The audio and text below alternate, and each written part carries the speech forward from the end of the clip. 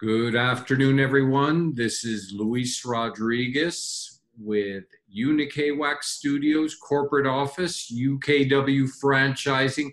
Very excited today to present our Unique webinar series, the latest one. Today, we will be dealing with the subject of you signed a franchise agreement, now what? For Buildout and beyond.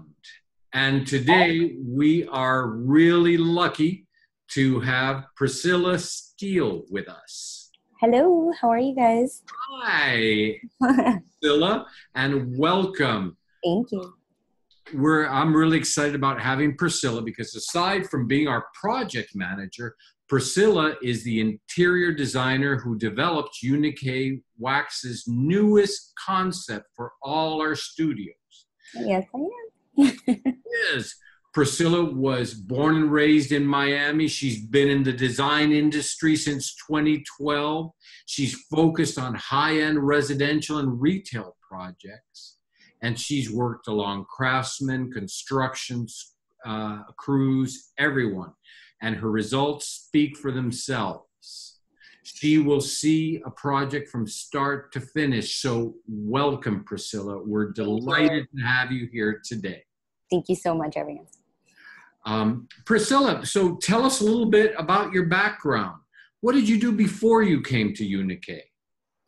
Before I came into Unique, I was actually an interior designer for high-end residential, as you mentioned. I actually started in a small firm on South Beach where we concentrated mostly on condos, up to large amount mansions, all the way from Hamptons to the Bahamas, one in Napa, a few in Texas. So I've been around the U.S. Internationally was only in the Bahamas, but definitely was worth it. Got some nice sun rays out there. Sure. So yeah, most definitely. I actually was in charge of running the projects, anything from design layout to furniture selection, textiles, running the crews, making sure that everyone was on time, and making sure everyone was just, meeting their deadlines and, big deadlines as we would implement them on the schedule. Oh, wow. So Yeah. you've been doing this for a bit, and yet you look so young. I am. So what is your role here at Unique Wax Corporate, and what made you decide to join the company? So as of right now, I am the project manager. I go ahead and deal with all the projects, ongoing projects, new build outs. I'm also going to start the renovations of existing studios as well. So that's on the go. So what made me decide to go to come to Unique is basically just to see how our founder, Noemi, was so excited to, kind of renovate their looks and just kind of grow in this new environment, this new generation. So just hearing out their excitement, their eagerness to grow made me very excited. So when I was approached to come up with the concept, I was ecstatic. So when I presented the whole look and the whole, meaning behind the materials that I'm using, the colors, everything. And when they, loved it, I loved it too. And so I decided to come and just implement that in all the new studios. So that's basically why I'm here. Wow. And people are sure responding to the new look very well. Everybody seems to be just wowing about it. Everyone. Most definitely paying off. So absolutely.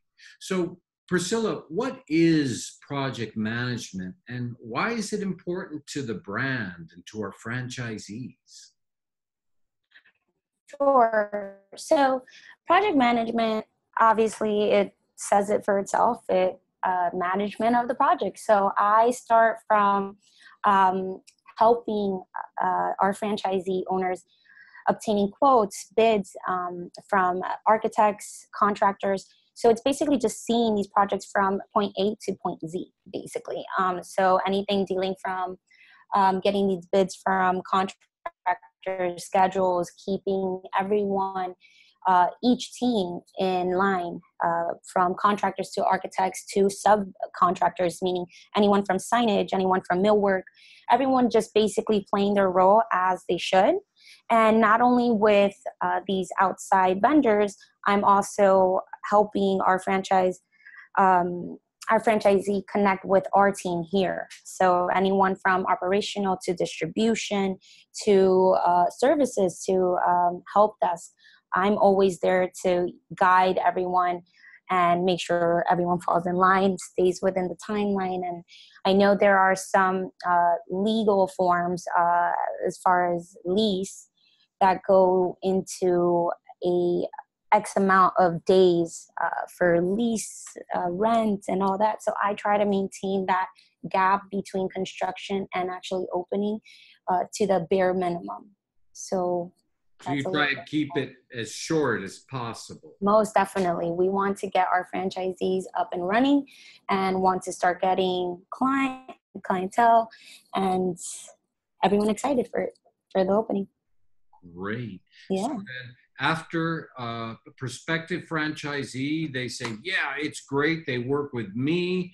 We grant them their franchise. They sign up. Everybody's ready to go. That's where you jump into action. I jump in as soon as you guys sign your lease. So that's definitely when I come into the picture. I go ahead and welcome you. I provide you a welcome kit. Basically, it's like a guidance of what to expect next. So from point A and then probably to point L, that's where the welcome kit actually gives you a little bit of background, a quick guide, just to guide you through what to expect now, what to expect then.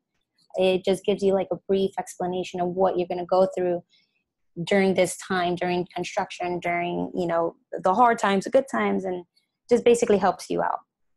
So it sounds like you're kind of their guide through that process. Most definitely. Do you ever work with with franchisees in person? Most definitely. I have had the pleasure of meeting all franchisee owners and working directly with them. So it's been a very, it starts off as business and then it ends up as friendships. So I'm actually there we're in constant communication even afterwards. I'm always eager to see how they're progressing and successful in their new location. So yes, I am always available through WhatsApp, texting, email. We're constantly communication. So you're pretty hands-on type gal. Most definitely. Okay. I have to be. It would seem. Now, yeah. Now, is your involvement with franchisees typically limited to a certain period of time, or is it ongoing? It's ongoing, most definitely. Mainly, I have main contact with them during the whole construction phase and seeing it through. Once construction is all done, I actually start kind of letting them go and letting them get guided through operation. And then more into the IT and making sure that, they train them on that portion. But I've learned that even after we open a location, I'm still being reached out to just ask general questions. So it is definitely ongoing. And yeah, I have no complaints against that. So what are some of the typical things the kind of things that they reach out to you for? Everything and anything. Okay. So anything from products to IT questions, I get it all. So I always try to guide them to the rightful personnel and get them in contact with them. So I might not always have the answers, but when I do, obviously I'll respond in a timely manner or set up a phone conference, even a site visit if needed. But anything out of my jurisdiction, I guess you can say, I will guide them and lead them to the person that they do need to speak to. Oh, all right. Mm-hmm. So what happens? What are some of the pitfalls, some of the dangers when the franchisees decide to take their own approach to project managers? Because, you know, some people know everything. Of course. And you can't tell them anything because they know it. So Yeah, of course. you young lady, you really don't know anything. So Sure. what could happen to them? It's unfortunate. It sometimes happens, but there's definitely ways to control that. I do emphasize that we hold standards here. And the reason why we hold them is because we want our franchise to look consistent and very uniform. We actually know how operationally these locations work. So by giving them this guide and giving them guidelines and standards, that helps them avoid any financial revisions that they may have to do. So yes, you may think that this is best for your studio. However, we've already tested and we know exactly what needs to be done in order for you to succeed. So we ask for everyone to be patient. We're not closing our doors or anything. I am more than welcome to hear everyone's suggestion. And we definitely take these things into consideration.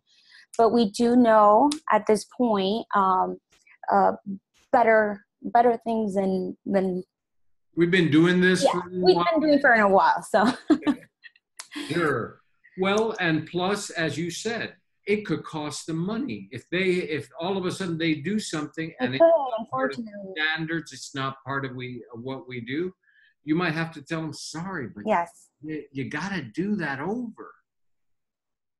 You got to listen to me. No, but most definitely communication is key. So if there is something that I might have not seen and they did see, I am open to hear that and take that into consideration and just look for solutions. Obviously, not trying to cost anyone anything, but most definitely we do follow protocol and certain measurements that we need to first look at before you can actually do your own decisions. If you just fly them by us, great. The worst thing that can happen is we say no, but most definitely like to get things passed through us and through myself and make sure that it actually is functional. Okay. Mm-hmm. All right.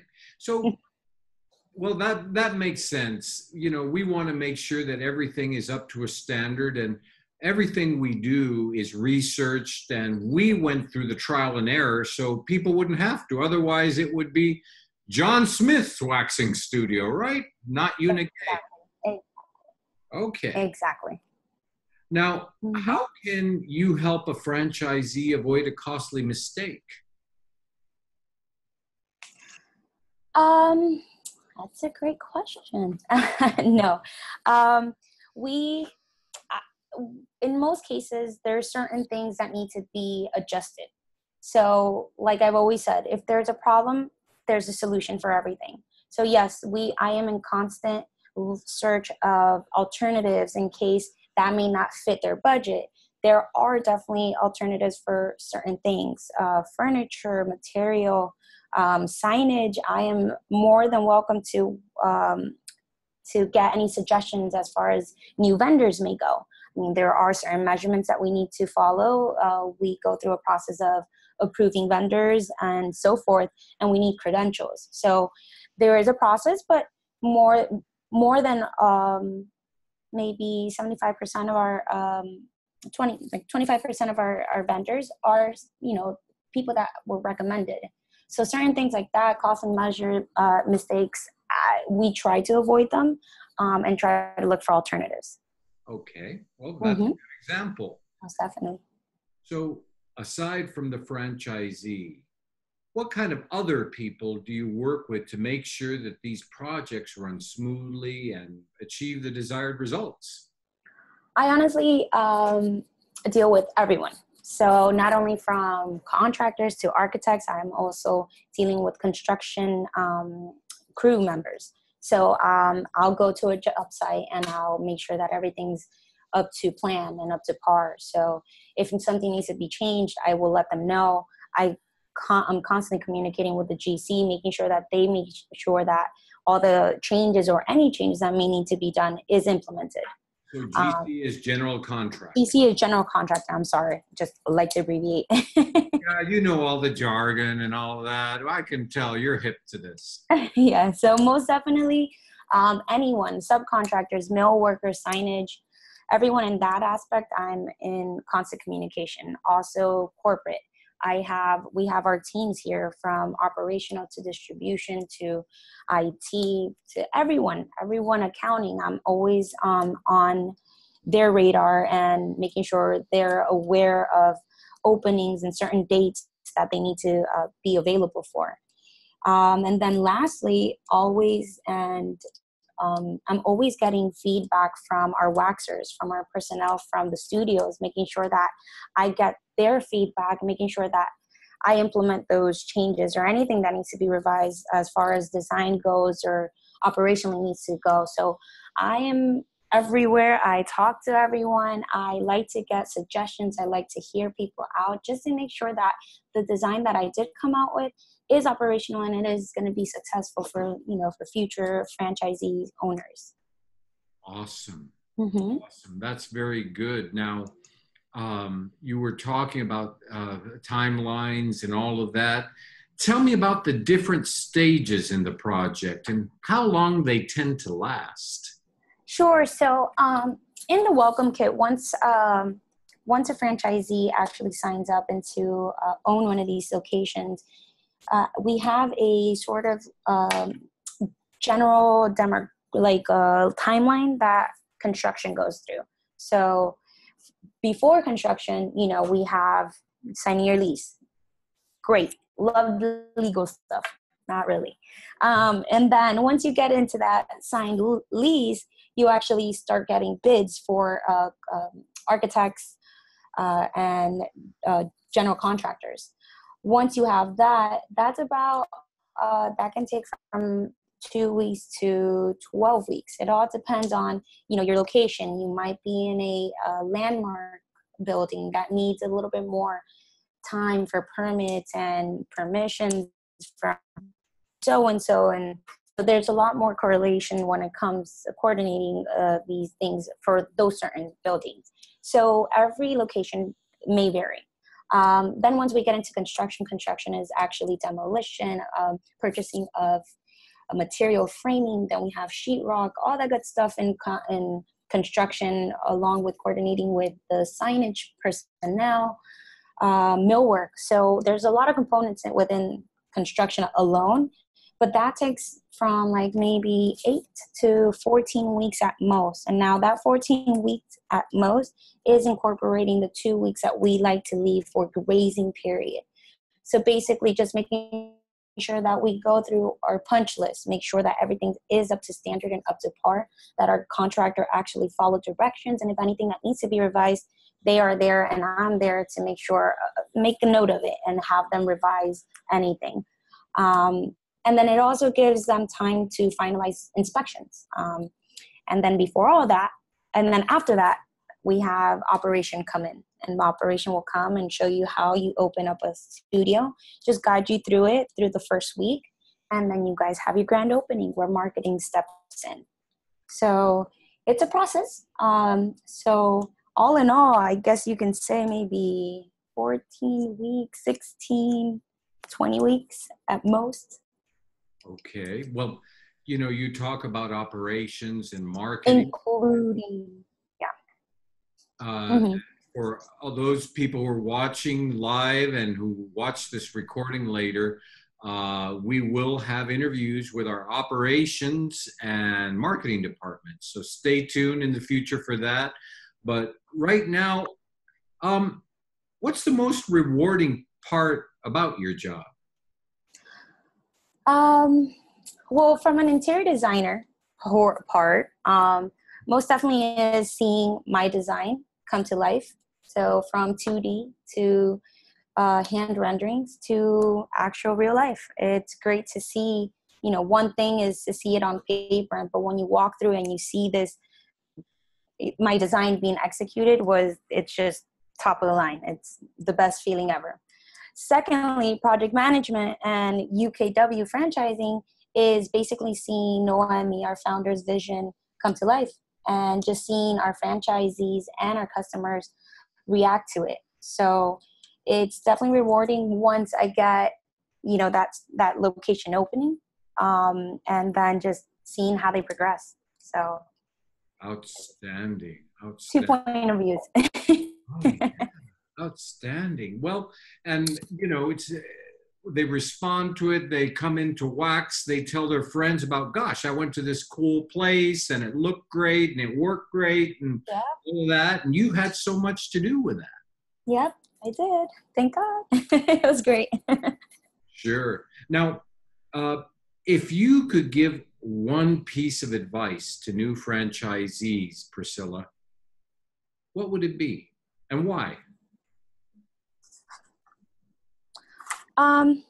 Be patient. That's one main thing that I've learned throughout this whole process. Patience is definitely a virtue.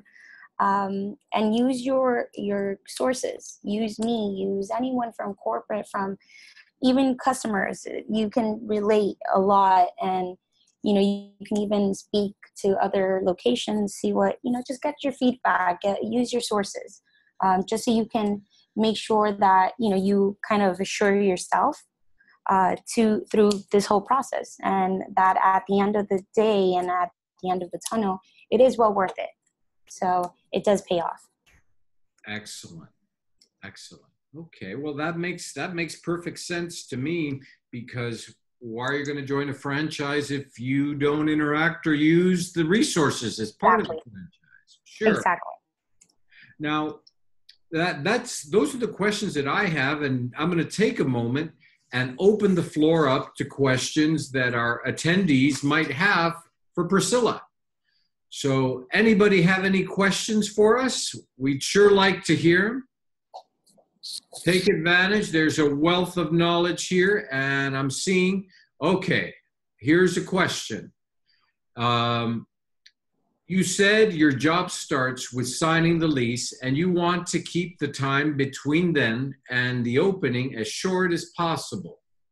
In your talk, you mentioned an overall time frame of 20 weeks at most. However, there are jurisdictions with unbelievably extensive red tape, like certain pockets in California. For example, it took us an entire year to pull a permit for a private pool remodel.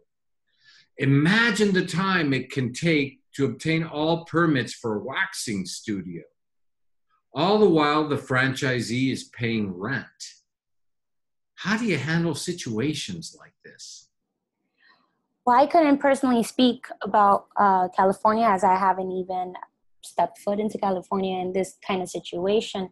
But I do know permits always vary. So how do I handle that?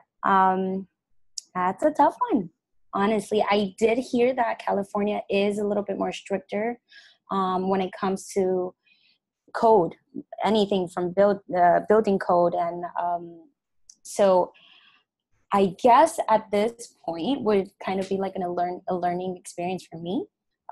Just getting a little bit more feedback, or just kind of asking general contractors, architects, getting more of a better idea of how long it's taken them in the past for certain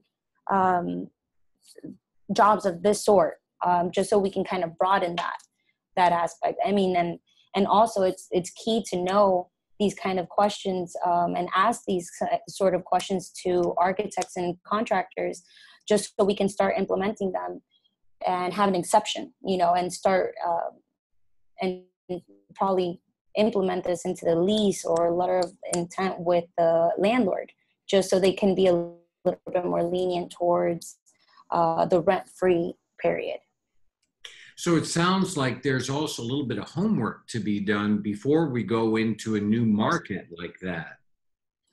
On my part, most definitely, I will hold myself accountable of that. But yes, I always do my homework, at least when it comes to that sort of stuff.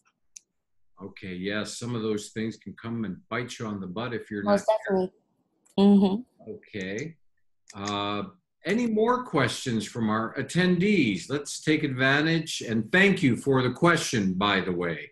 There are jurisdictions also, as we look to not only get into different states, but we've had inquiries from different countries. And that takes on a whole different dimension. So we do that. And part of what you bring to the table is your experience in dealing in other states and well, in this case, in the Bahamas, and dealing with a different country and a whole different set of laws. Oh. That's a different situation. It most definitely was. Yeah. Any other questions for Priscilla while we have her here? All right. We got a quiet group. Well, I'll remind everyone while people may be formulating their questions, we are going to have other webinars, other UniK Wax Series webinars on operations, on marketing, on financing, on different subjects going forward. But Priscilla, thank you so much for sharing your information, sharing your knowledge, your experience. I feel lucky to be able to walk down the hall and pick your brain a little bit for stuff like this and other things. And I certainly see your level of commitment to the success of our franchisees. And to everyone else, thanks for tuning in today. I look forward to chatting with you all in the future. My name is Luis Rodriguez with UniK Wax Studios. Tune in next time. Thanks again, everyone. Bye. Thank you.